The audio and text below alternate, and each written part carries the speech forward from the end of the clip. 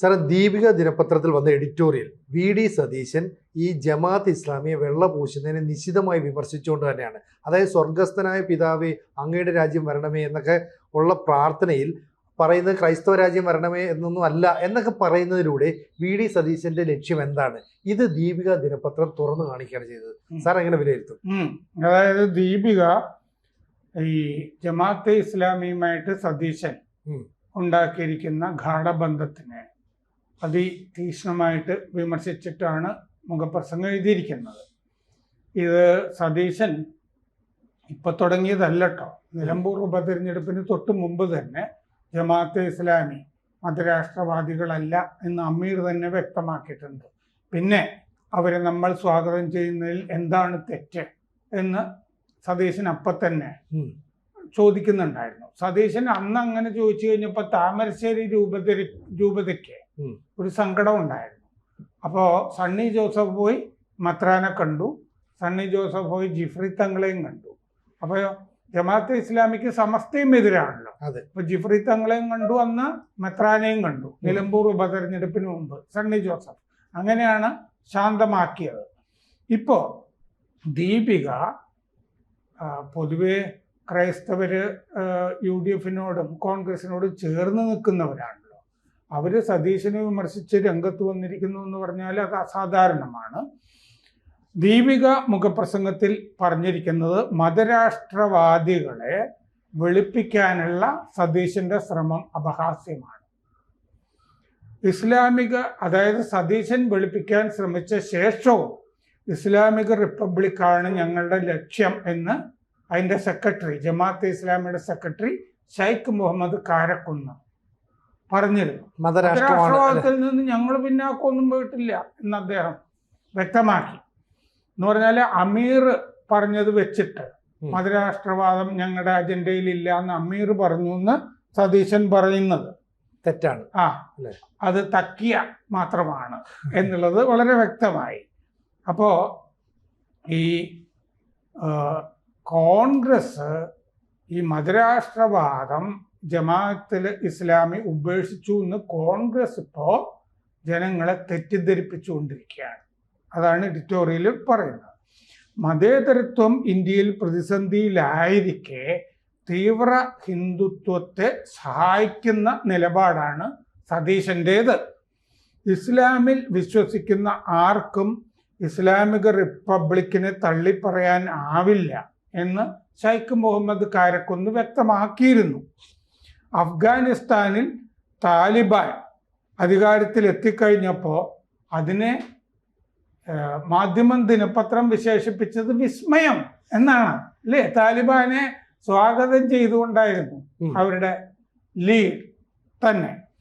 അപ്പോൾ ഉള്ളിൽ തിങ്ങി വിങ്ങുന്ന മുസ്ലിം ബ്രദർഹുഡ് ഐക്യദാർഢ്യമാണ് ഈ പ്രകടമാകുന്നത് ജമാഅത്തെ ഇസ്ലാമിയിൽ. അതിൻ്റെ കൂടെയാണ് സതീശൻ നിൽക്കുന്നത്. ഹിന്ദു രാഷ്ട്രവാദത്തിന് ബദലായിട്ടാണ് ജമാഅത്തെ ഇസ്ലാമിയുടെ മതരാഷ്ട്രവാദം. അതിനെയാണ് കോൺഗ്രസ് ഇപ്പോൾ അനുകൂലിക്കുന്നത്. കോൺഗ്രസ് എല്ലാ വർഗീയതകളെയും തള്ളാനുള്ള ആത്മവിശ്വാസം ഇല്ലാതാക്കരുത് എന്ന് മുന്നറിയിപ്പുണ്ട്.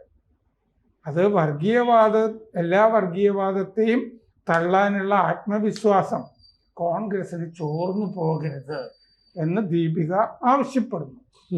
അപ്പോൾ സതീശൻ എന്തായിരിക്കും? സതീശൻ നേരത്തെ ഇതിനെയൊക്കെ തള്ളിപ്പറഞ്ഞ് മതേതരവാദിയായി നിലകൊണ്ട ഒരാളാണല്ലോ. ഇനിയിപ്പോ മതേതരവാദി എന്ന് അവകാശപ്പെടാൻ സതീശന് കഴിയില്ല. അപ്പൊ സതീശൻ എന്തുകൊണ്ടാണ്? ഭരണവിരുദ്ധ വികാരം കലശലാണ് കേരളത്തില്. അപ്പൊ കലശലായ ഭരണവിരുദ്ധ വികാരം സതീശന്റെ ഈ നിലപാടിനെ അപ്രസക്തമാകുന്ന സതീശൻ കരുതുന്നുണ്ടാകാം. ഇങ്ങനെ പറഞ്ഞതുകൊണ്ട്, സതീശൻ ഇങ്ങനെ പറഞ്ഞുകൊണ്ട് അത് ഈ ഭരണവിരുദ്ധ വികാരത്തില് മുങ്ങിപ്പൊക്കോളും എന്ന് സതീശൻ ചിലപ്പോൾ കരുതുന്നുണ്ടാകാം. പിന്നെ ലീഗിന്റെ പിന്തുണ സതീശന് ആവശ്യമുണ്ടല്ലോ മുഖ്യമന്ത്രിയാകാൻ. ഹൈക്കമാൻഡിന്റെ അടുത്ത് നിന്ന് ലീഗ് സതീശന് വേണ്ട, ചെന്നിത്തല മതി എന്ന് പറഞ്ഞാല് ഹൈക്കമാൻഡിന് തീർന്നുപോയി. അപ്പൊ ലീഗിന്റെ അകത്ത് ഈ മറ്റേ മുജാഹിദുകളും സലഫി ആളുകളും ഒക്കെ പല അപ്രമാണിമാരും ഉണ്ട്. അവര് ജമാഅത്തെ ഇസ്ലാമിയുമായിട്ടൊരു പാലം ഇട്ടിട്ടുമുണ്ട്. അപ്പൊ ലീഗിന്റെ തുണ ഉണ്ട്. ലീഗ് സാധാരണഗതിയിൽ ജമാഅത്തെ ഇസ്ലാമിയെ തെരഞ്ഞെടുപ്പ് കാലത്ത് തുണയ്ക്കുകയും അധികാരത്തിലെത്തുമ്പോൾ അകറ്റുകയും അങ്ങനെയാണ് ചെയ്തുകൊണ്ടിരിക്കുക.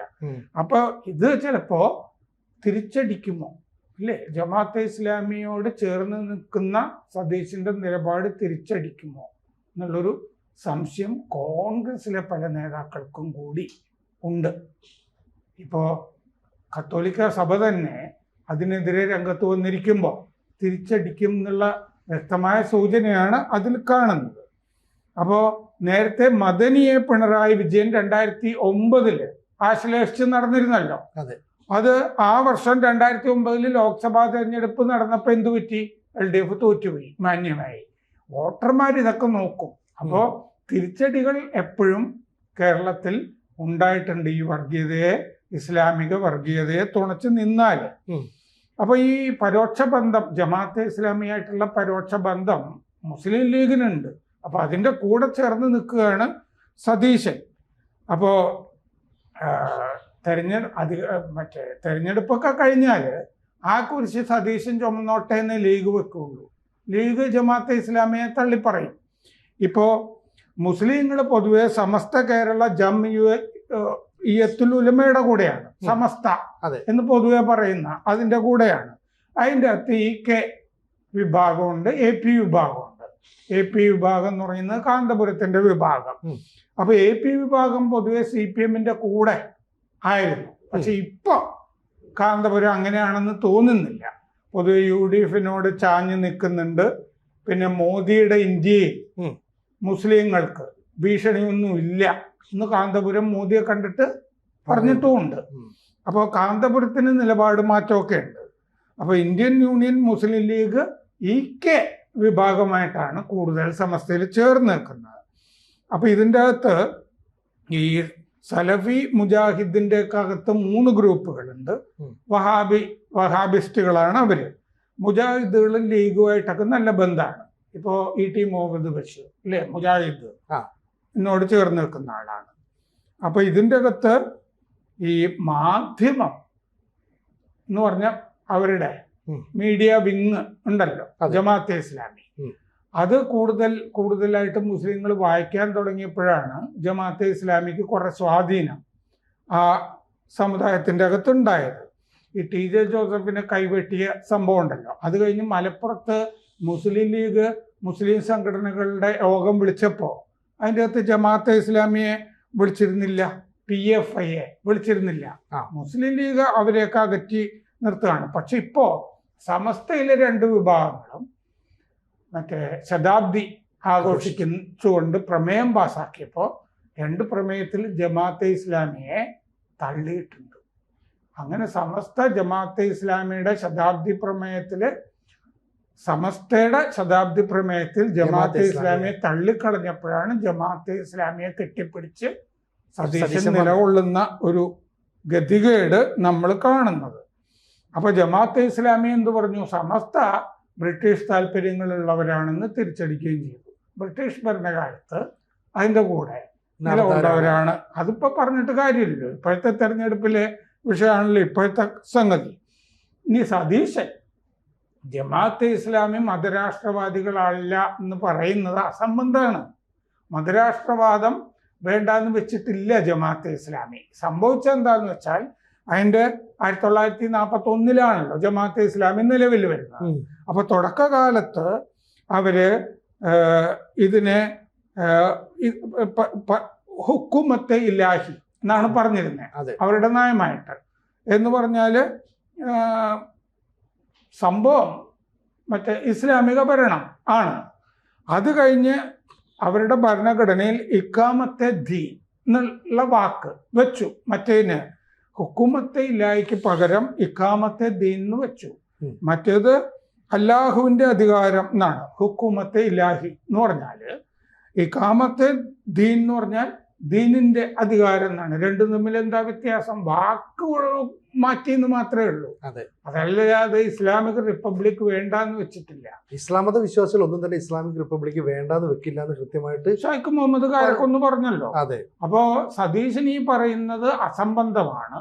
ഇസ്ലാമിക് റിപ്പബ്ലിക് വേണ്ട എന്ന് വെച്ചിട്ടില്ല എന്ന് ജമാഅത്തെ ഇസ്ലാമി തന്നെ വ്യക്തമാക്കിയിട്ടുണ്ട്. അപ്പൊ സതീശൻ ഇപ്പൊ ശരിക്കും പുലിവാല് പിടിച്ചിരിക്കുകയാണെന്ന് ദീപിക മുഖപ്രസംഗം വ്യക്തമാക്കുന്നു.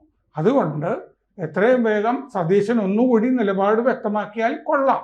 ഞങ്ങൾക്ക് ജമാഅത്തെ ഇസ്ലാമിയുടെ പിന്തുണ വേണ്ട എന്ന് പറയാൻ എന്താണ് സതീശന് പ്രയാസം?